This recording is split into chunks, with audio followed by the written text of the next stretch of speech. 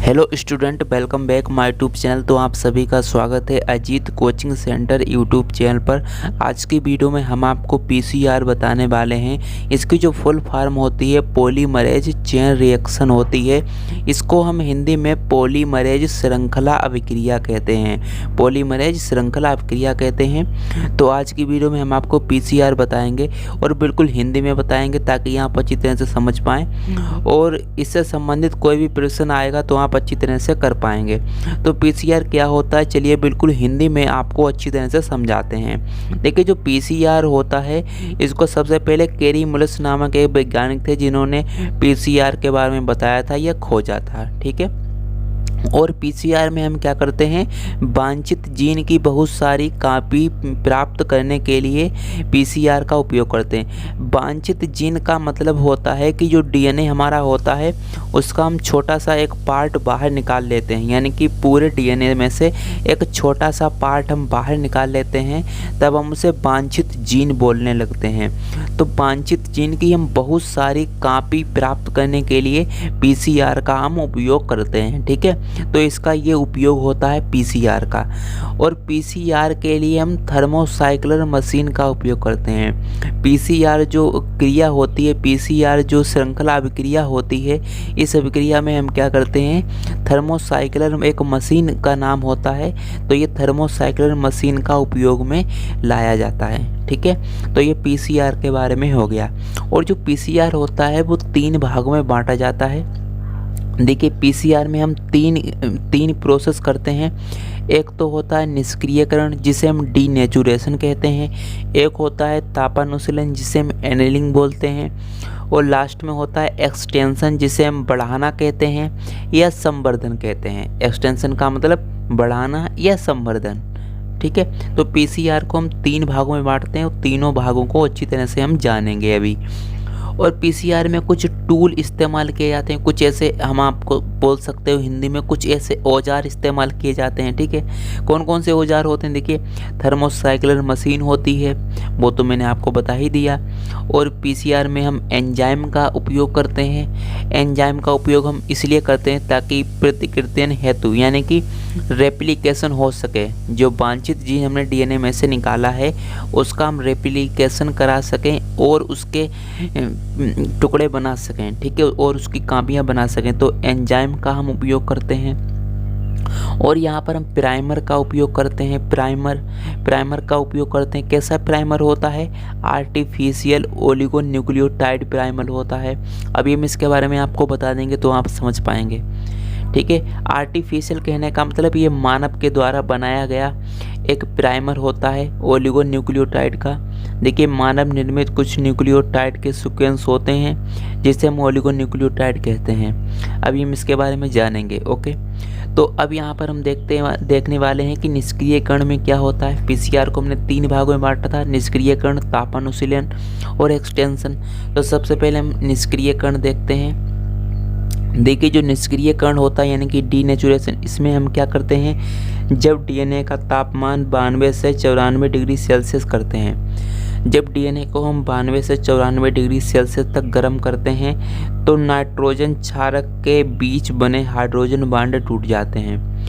तो क्या होता है, नाइट्रोजन जो क्षारक होते हैं, नाइट्रोजन बेस होते हैं, उनके बीच बने हुए जो हाइड्रोजन बॉन्ड होते हैं डीएनए के अंदर वो टूट जाते हैं। ठीक है। तो ये क्या होता है, निष्क्रियकरण होता है यानी कि डीनेचुरेशन होता है। और तापानुशीलन क्या होता है यानी कि एनेलिंग क्या होता है, चलिए इसको देख लेते हैं। देखिए, इस प्रक्रिया में हम प्राइमर यानी कि ओलिगोन्यूक्लियोटाइड को प्राइमर हमेशा 3 प्राइम एंड पर जुड़ता है। तो यहाँ पर बताया गया है जो एनेलिंग होता है। ठीक है। एनेलिंग में क्या होता है कि इस प्रक्रिया में हम प्राइमर जो होता है, प्राइमर कौन सा है, ओलिगोन्यूक्लियोटाइड जो कि मानव के द्वारा बनाया गया है, इसको हम 3 प्राइम एंड पर जोड़ देते हैं डीएनए के। तो ये हमने डीएनए बना लिया है और डीएनए में ये 3 प्राइम पर क्या जुड़ गया है, प्राइमर हमारा जुड़ गया है। इस प्रकार से ये क्या है, ओलिगोन्यूक्लियोटाइड जो कि मानव के द्वारा बनाया गया है। इस प्रकार से ये डीएनए में जुड़ जाता है।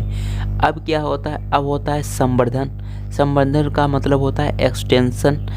इसमें तापमान 72 डिग्री सेल्सियस रखते हैं। इसमें जो तापमान होता है डीएनए का यहाँ पर 72 डिग्री सेल्सियस रखा जाता है। देखिए थर्मस एक्वीटेकस एक बैक्टीरिया होता है जिसके द्वारा हम पॉलीमरेज एंजाइम का इस्तेमाल करते हैं, यानी कि पॉलीमरेज एंजाइम बाहर निकालते हैं जिसे हम टैग पॉलीमरेज नाम से जानते हैं। ठीक है, तो इतनी बातें आपको समझ में आनी चाहिए कि थर्मस एक्वीटेकस एक बैक्टीरिया ही होता है जिसके द्वारा हम पॉलीमरेज एंजाइम जो होता है उसे हम बाहर निकालते हैं और उसे हम एक और नाम से जानते हैं टैग पॉलीमरेज, इसे हम इस नाम से भी जानते हैं। तो ये डीएनए हमारा हो गया, यानी कि ये वांछित जीन हो गया 3 प्राइम से 5 प्राइम और 3 प्राइम से 5 प्राइम। ठीक है, तो ये क्या है, एक वांछित जीन है, हमने डीएनए से निकाला हुआ एक जीन है।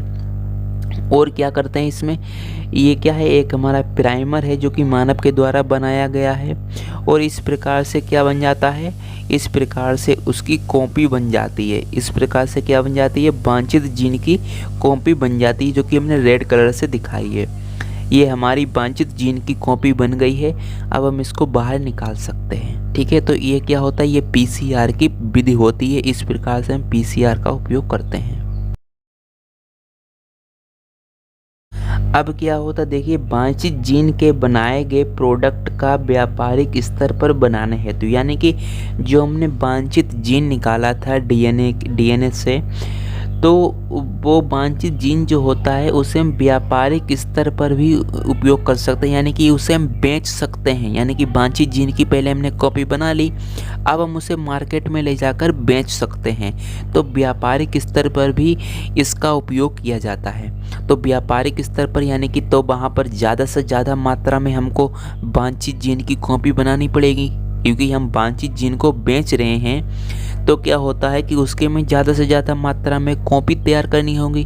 तो ज़्यादा से ज़्यादा मात्रा में कॉपी तैयार करने के लिए हम क्या करते हैं, बायोरिएक्टर का उपयोग करते हैं। क्या करते हैं, बायोरिएक्टर का उपयोग करते हैं, ताकि ज़्यादा से ज़्यादा मात्रा में वांछित जीन की कॉपी तैयार हों और हम फिर बाद में मार्केट में ले जाकर उसे बेच सकें, यानी कि व्यापारिक स्तर पर उसे ले जा सकें। तो बायोरिएक्टर क्या होता है, एक डिवाइस होता है जिसमें वांछित जीन के द्वारा बनाए गए प्रोडक्ट का लार्ज स्केल यानी कि बड़ी मात्रा में प्रोडक्शन करते हैं। यानी कि वांछित जीन की जो कॉपी होती है या जो वांछित जीन से बना हुआ जो प्रोडक्ट होता है उसकी हम बड़ी मात्रा में यानी कि लार्ज स्केल पर प्रोडक्शन करते हैं, यानी कि उत्पाद बनाते हैं, प्रोडक्ट बनाते हैं। इसका पात्र 100 से 1000 लीटर का होता है।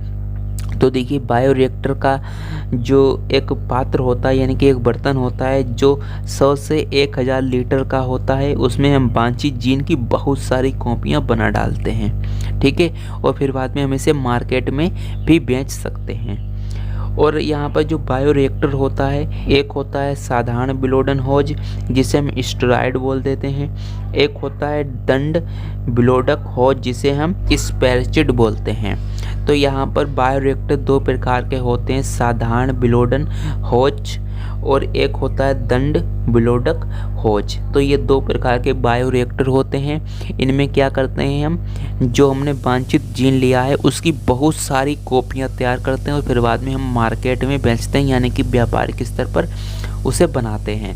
ठीक है, तो इस प्रकार से क्या होता है, वांछित जीन को उसकी वांछित जीन की कॉपी तैयार की जाती है। ठीक है, इस प्रकार से तैयार हो गई कॉपी। तो इस प्रकार से हम इसे बाहर निकाल लेंगे जब कॉपी तैयार हो गई। तो इस प्रकार से ये क्या होता है, पीसीआर होता है, यानी कि पॉलीमरेज श्रृंखला अभिक्रिया, या इसे इंग्लिश में कहें तो पॉलीमरेज चेन रिएक्शन होती है। तो आई होप आप समझ पाए होंगे कि पीसीआर क्या होता है, जिसे हम पॉलीमरेज चेन रिएक्शन कहते हैं। मैंने आपको बिल्कुल हिंदी में और अच्छी तरह से समझा दिया है। यदि आपको वीडियो पसंद आया है तो लाइक कर दें और चैनल पर पहली बार आए हुए हो तो चैनल को सब्सक्राइब कर दें। यदि कोई सा भी डाउट है तो आप कमेंट कर सकते हैं, हम उसका आंसर आपको देंगे। तो चलिए अब हम मिलते हैं अगली वीडियो में, जब तक के लिए जय हिंद जय भारत।